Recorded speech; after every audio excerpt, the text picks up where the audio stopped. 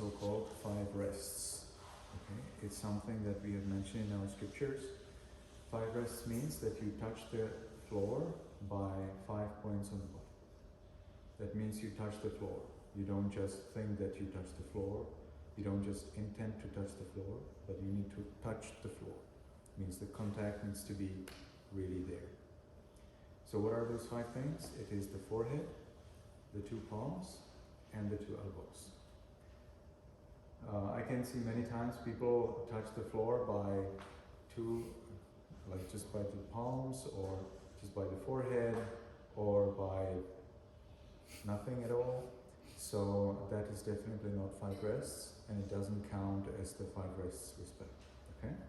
So it's very good to remember that. If you did something 100,000 times wrong, does it become right? No. So now's the time to change it, now's the time to improve that. So when we pay respect to the Buddha, we touch the floor by these 5 things. So we can do that together. We can start keeping the hands at the chest like this. This posture, this keeping the hands at the chest, is actually nowhere in the scriptures. Maybe nobody did it in the Buddha's time, but that's what we do today. It signifies, at least for me, that I'm now sincere, honest. And then we can move on to something that's in the scripture, and that is keeping the hands above the forehead.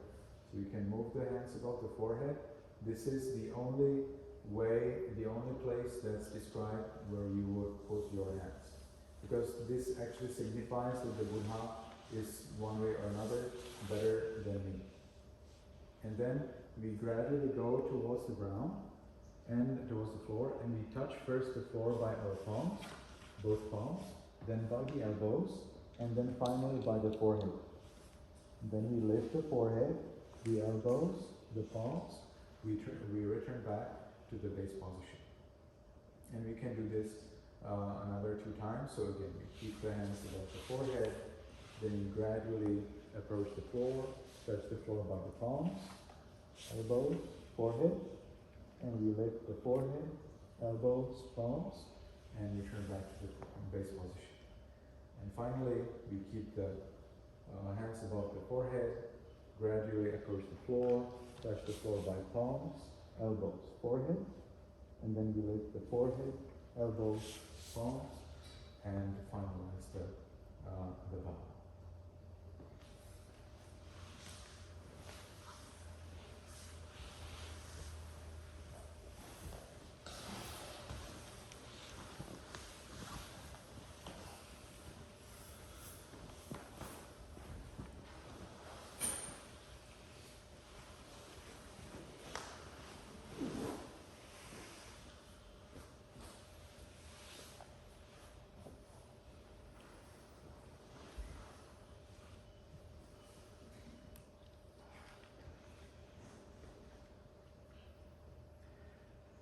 So, what's the program?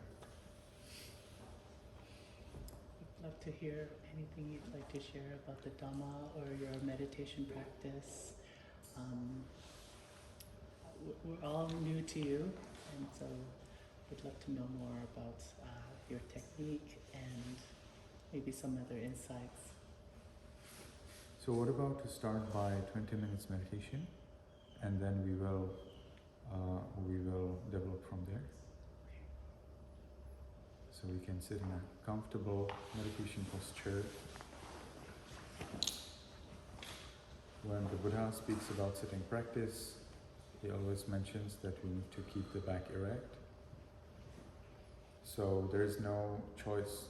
You cannot say, oh, maybe I can meditate with not erect back and see whether it helps. No, because the instruction is to keep the back erect. I know a monk who forgot that this was the Buddha's instruction, and he thought, I will try to meditate without the erect back. Let's see what will happen. And then what happened is exactly what's explained in the commentaries, and that's backache. So he suffers from horrible backache because he did not keep his back erected. And it's exactly as is written in the commentaries. You keep the back erect so that you do not have backache.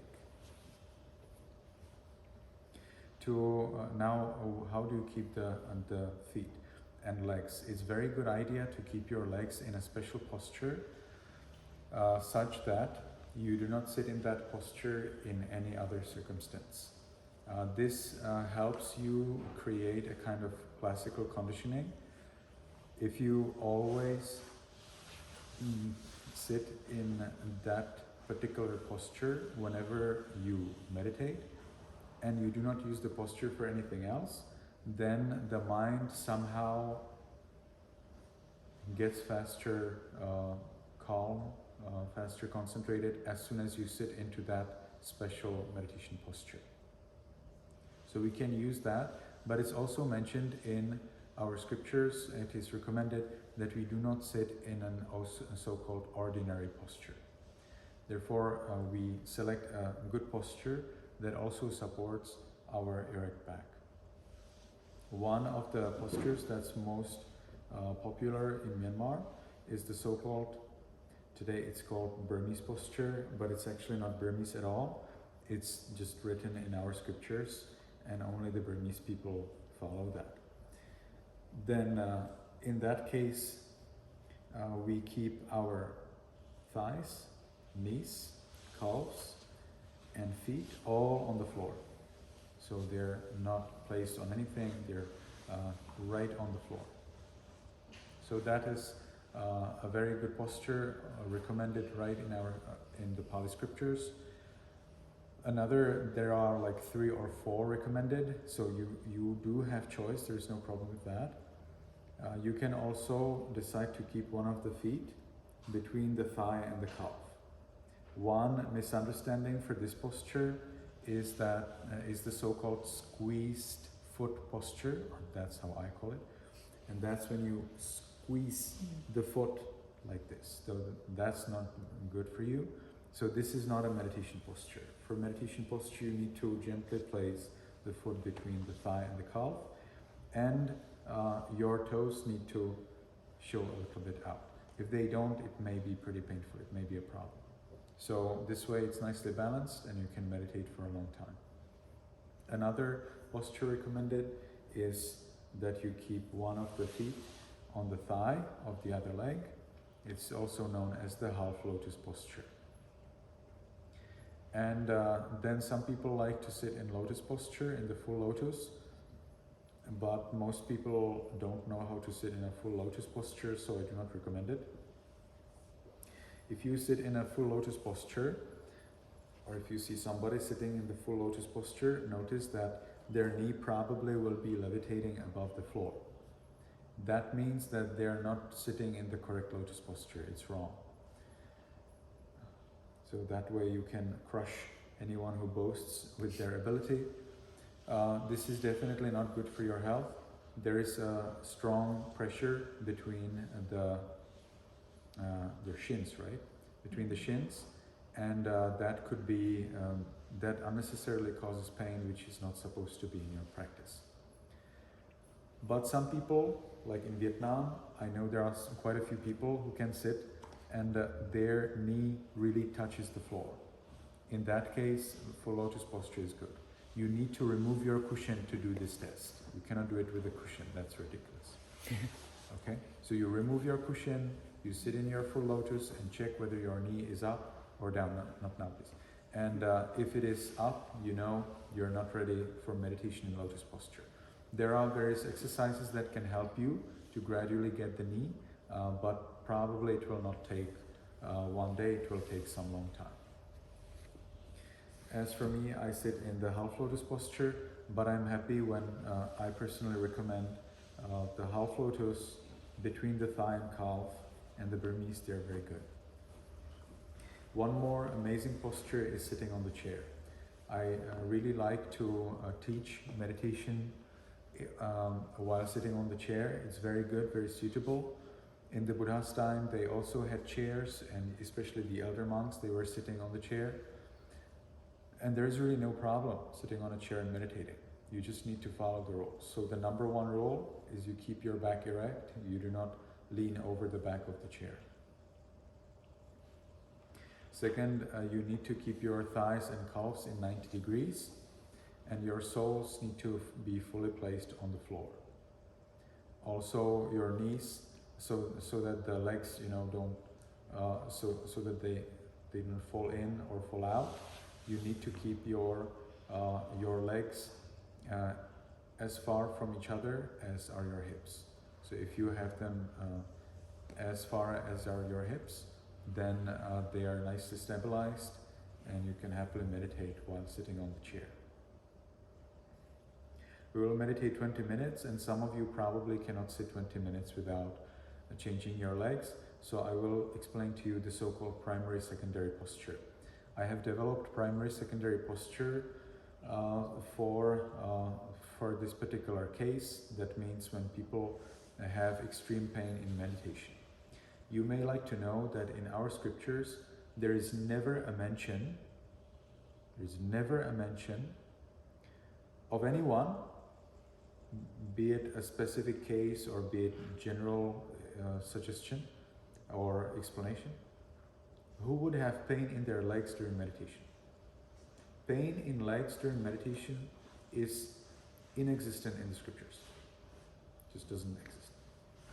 We have so many books, so much of scriptures, but there is not a single mention of anyone or the possibility of having pain in your legs while you meditate.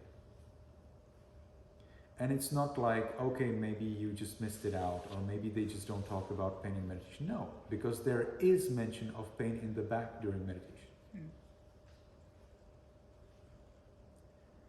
So, if you have pain in your legs during meditation, you're not following the scriptures. Okay? So you need to sit in such a way that you do not have pain. And if you have pain, you need to do something so that you don't have it. And for that, I have developed the primary secondary posture. Of course, you could say probably in those times, they were all times sitting on the floor, so they simply didn't have pain because they were used to it. But that doesn't change the fact that we do have pain when we sit in meditation, and we are not supposed to have it. Okay, so the solution for pain. If you have pain in your sitting practice, and it's really big pain and it really doesn't go away even after 1-2 minutes, then you can sit in the so-called secondary posture. Secondary posture is something for which you decide before you start your meditation.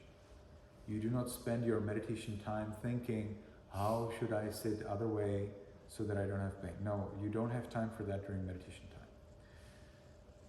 I recommend a secondary posture, the so-called mermaid's posture, and that is keeping both of your legs by the side like this. If you can keep both of your legs by the side like this for a minute or two, your legs will nicely regenerate, all of the pain will disappear, you'll be comfortable. And this is the secondary posture. That means it is not the primary posture. And if it is not the primary posture, then that means we need to change back to the primary posture. So we do not stay in secondary posture for longer than about 1 or 2 minutes.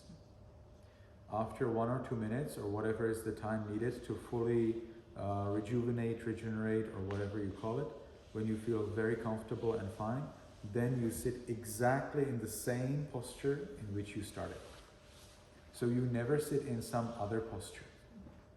You always have only one main posture, primary, and one secondary posture. You never get confused. You never spend time thinking, so how am I going to sit? That should never appear. If it appears, it's unnecessary stress, it's anger, it's doubt, it's worry. We don't want that in meditation. Meditation should be happy. Okay? The Buddha said there is suffering in the world. The path out of the suffering is meditation. So if meditation causes you suffering, then it's probably not so much of a path out of suffering.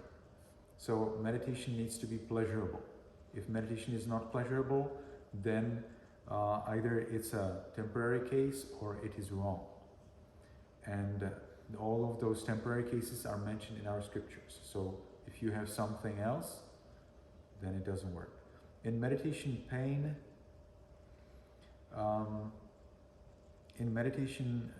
if you meditate properly, there really should be no pain.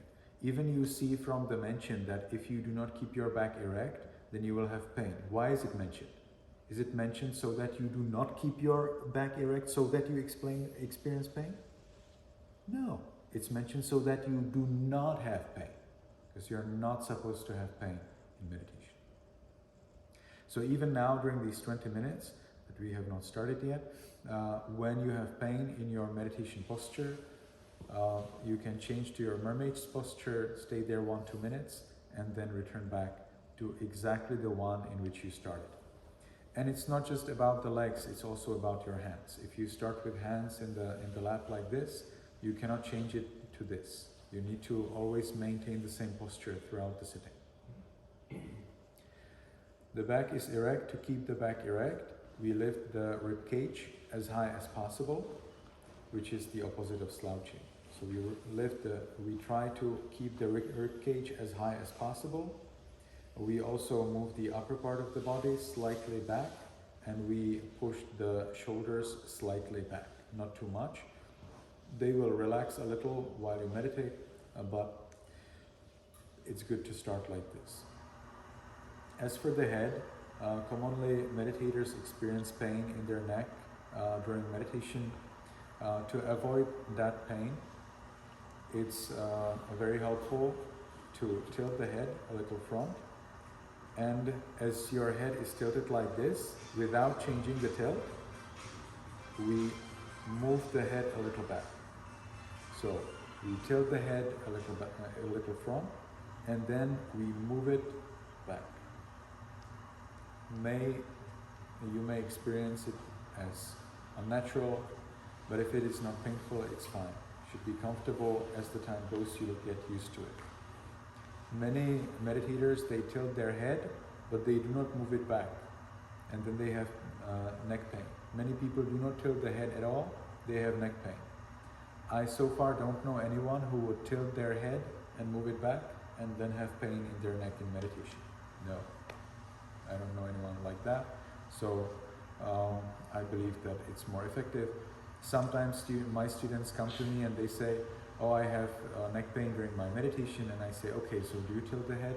Yes. And after you tilt the head, do you move it back? No. So move it back during meditation, no more pain. We will meditate with opened eyes. That may be challenging for you, and that's exactly what I like, to make things challenging. We will keep our eyes open, and we cast the sight down to the floor right in front of us. The point of that you see may maybe change a little bit further, a little bit closer. That is fine, but we need to keep the eyes open during the practice. Only half open or less. You can blink as much as you want. You can also close your eyes if you experience pain, or if tears are coming, or if insects disturb your eyes. As soon as you feel comfortable, again we open our eyes. Meditating with open eyes is very powerful and very helpful. It has many advantages which closed eyes don't. For example, if you keep your eyes open, you will not imagine nonsense. You will not see nonsensical things, you will not see dragons and Buddhas and so on like this. And you are not really supposed to see them. If you meditate on breath, you are supposed to see the breath, not the Buddha. If you meditate on loving kindness, you're supposed to radiate loving kindness, not see the Buddha. If you meditate on the Buddha's qualities, you're supposed to consider the Buddha's qualities, not to see the Buddha, or dragons, or anything else, or deities. So we need to be careful about our meditation instruction. Very strict. The stricter you are, the better, but always be careful whether your strictness is in accordance with the teacher's instruction. Okay, so we keep the eyes open. Another amazing advantage with meditating with opened eyes is that later in your daily life, if you want to meditate, let's say when you are driving a car or writing something, or waiting for someone, or sitting somewhere or walking, you can actually meditate with your eyes open, and still you meditate, still you achieve concentration, and still you do not look weird to the other people around you. So meditation with open eyes is very useful and very powerful. And if it doesn't work for you, now is the time to train that. Okay, so to summarize, we keep our legs in a special posture dedicated for meditation. We keep our back erect, our head is tilted a little and sent a little back. We see the floor in front of us. Our hands are one on another. Whatever you do with thumbs is no problem. We keep that in the lap. And we can make the first decision in our minds voicelessly. From now on, for 20 minutes, I will meditate on muscles and radiate loving kindness without any movement. From now on, for 20 minutes, I will meditate on muscles and radiate loving kindness without any movement.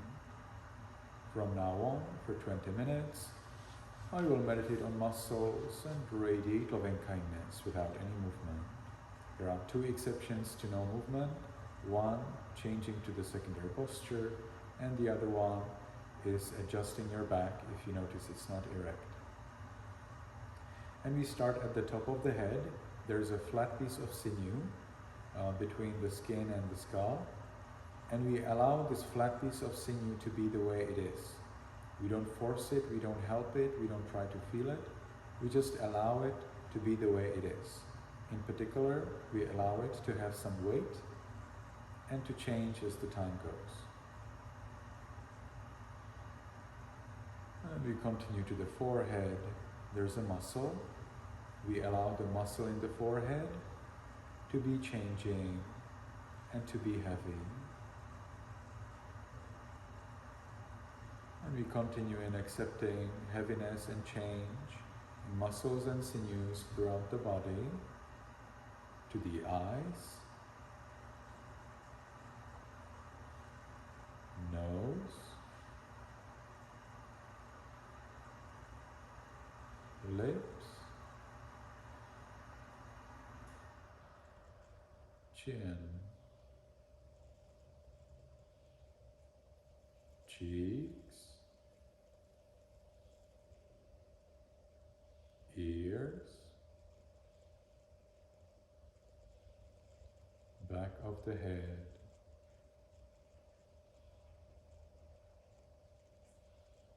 we allow all of the muscles and sinews throughout the head to be heavy and changing. We don't try to feel them. If you feel them, that's an advantage, but not part of the instruction. We only accept the reality as it is. We continue to the neck, shoulders, arms, elbows, forearms, wrists, palms, fingers, tips of fingers,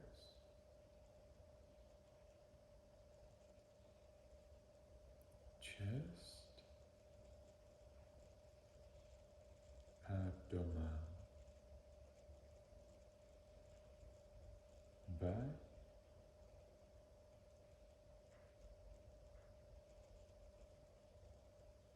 we allow all of the muscles and sinews throughout the upper part of the body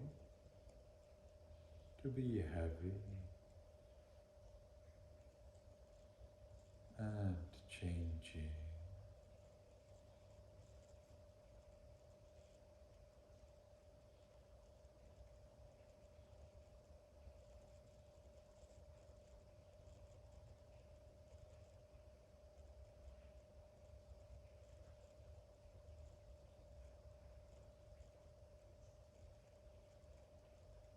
We continue to the buttocks,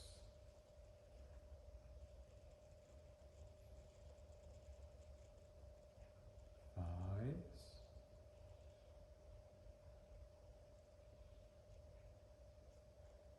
knees,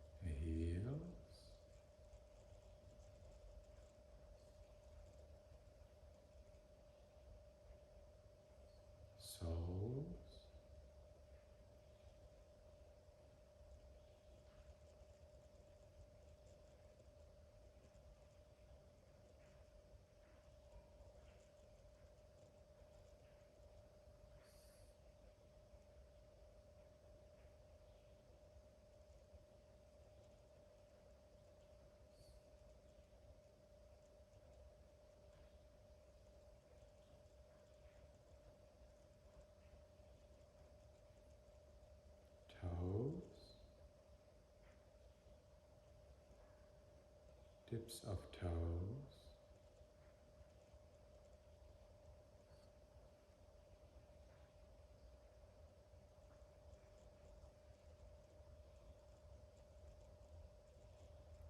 we allow all of the muscles and sinews throughout the body to be heavy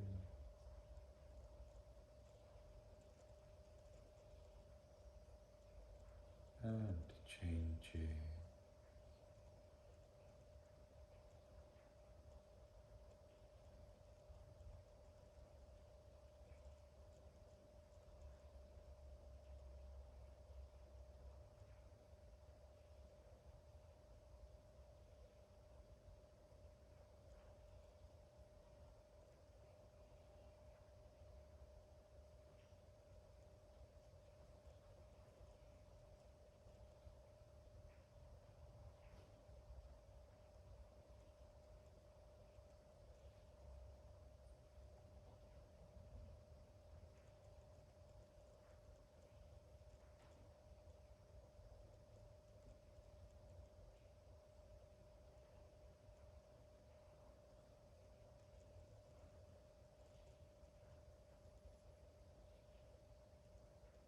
And we allow all of the body parts, not just the muscles and sinews, to be changing.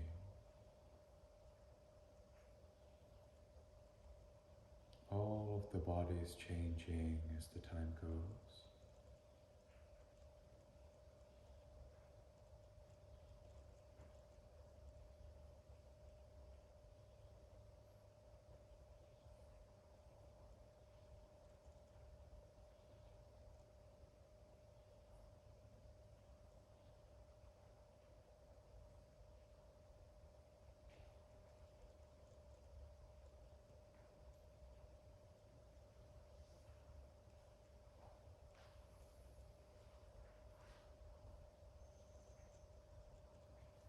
When we have allowed the body to be the way it is, when we have given the body the freedom to be the way it is, we ourselves achieve freedom from worry about the body. Let's enjoy this freedom. Let's watch this peace.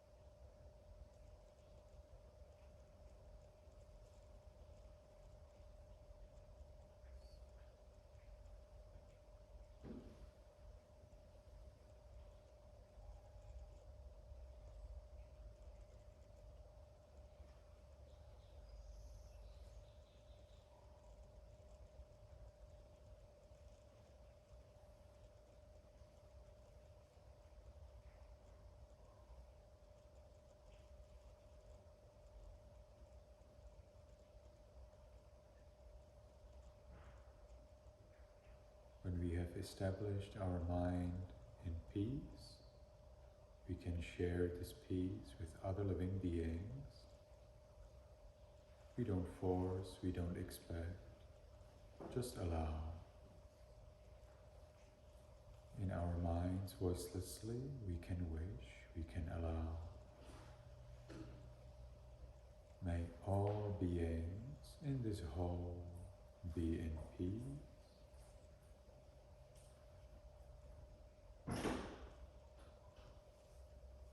May all beings in this whole be in peace.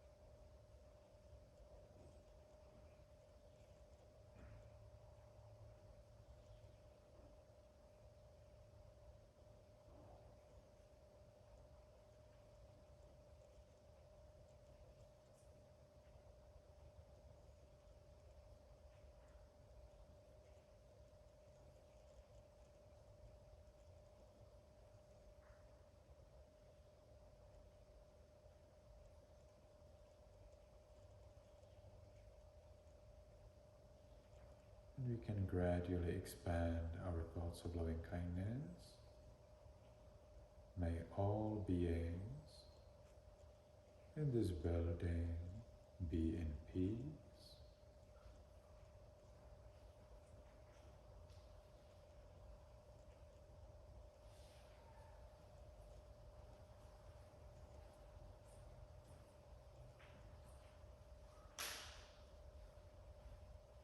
May all beings in this city or village be in peace.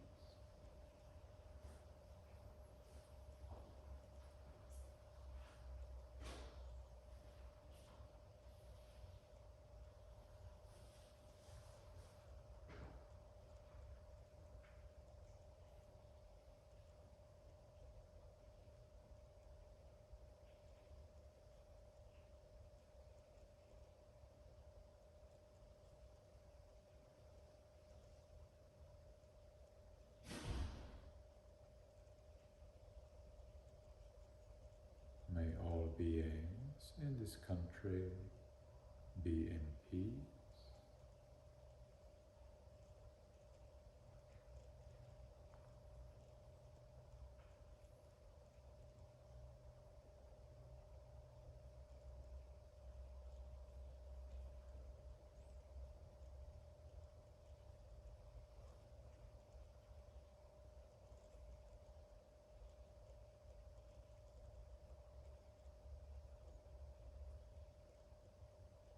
May all beings on this continent be in peace.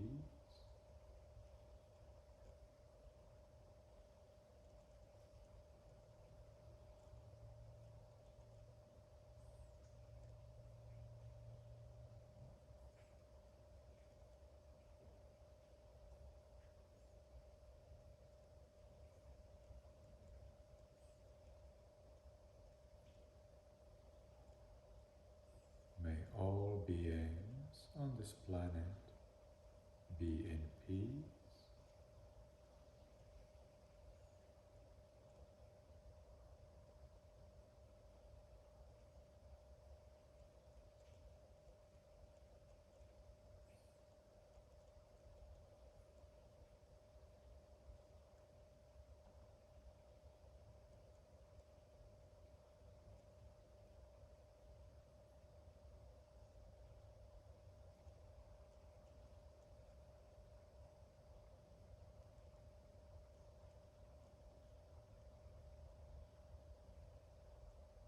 May all beings, including me, be in peace.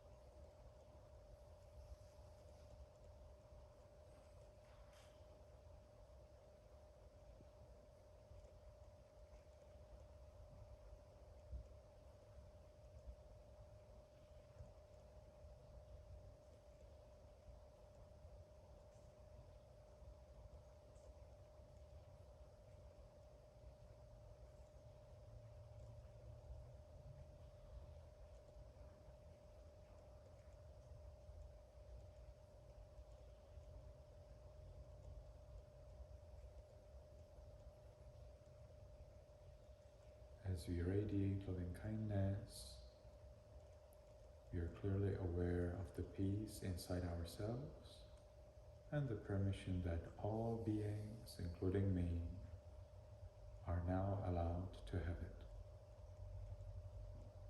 And we can recite again and again in our minds voicelessly, may all beings, including me, be in peace.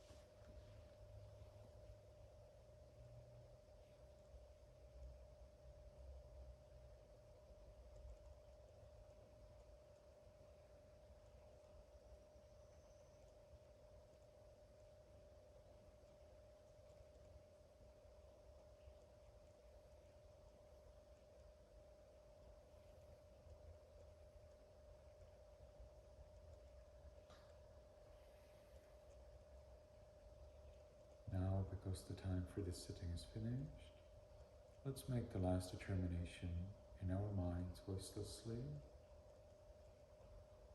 From now on, I will always be calm.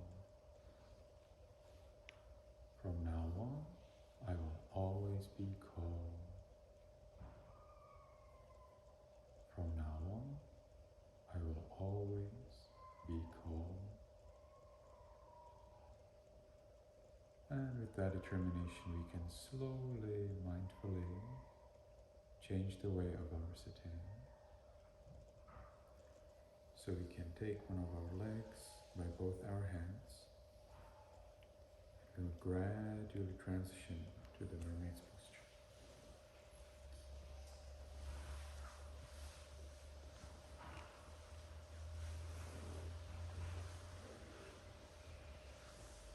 I would like to ask everybody to transition to the mermaid's posture. And maybe over here as well.